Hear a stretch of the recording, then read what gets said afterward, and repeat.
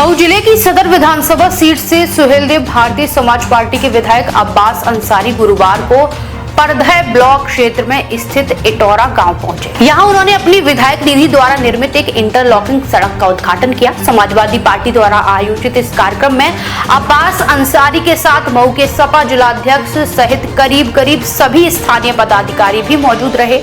बिना किसी अदालती रोक टोक के अपने क्षेत्र के विकास कार्यों का लोकार्पण करने आए विधायक ने इस दौरान खुलेआम सपा का मंच साझा किया और आगामी राजनीतिक रणनीति पर बातचीत की।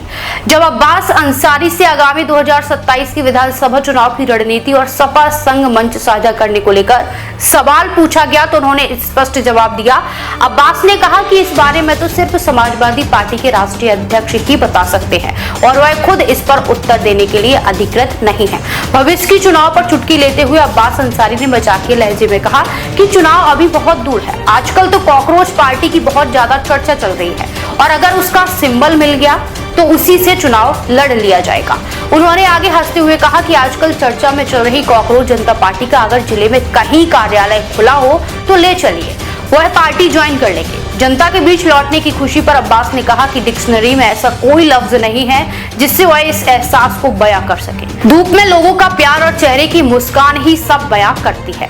उन्होंने भावुक होकर कहा कि शरीर में जब तक खून की बूंद और सांसें चल रही हैं, वह अपनी आवाम के सुख दुख में रहकर उनके मान सम्मान की हिफाजत करेंगे। सदर विधायक अब्बास अंसारी ने विरोधियों की टिप्पणी पर पलटवार करते हुए कहा कि जनता ने 2024 में जवाब दिया था और अगले चुनाव में भी खुद जवाब दे देगी। विकास का श्रेय लेने की होड़ पर उन्होंने सवाल उठाया कि क्या किसी ने अपनी जमीन बेचकर विकास किया है या जनता के टैक्स का ही पैसा है। अब्बास ने दावा किया कि उन्होंने अपनी जमीन पर 18 गांव बसाए हैं। उन्होंने तंज कसा कि जनता चिकनी चुपड़ी बातों और धर्म जाति के चक्कर में तीसरी बार बहकावे में नहीं आएगी। देश विदेश की तमाम बड़ी खबरों के लिए देखते रहें किनी टाइम्स। वीडियो को लाइक करें, चैनल को सब्सक्राइब करना ना भूलें।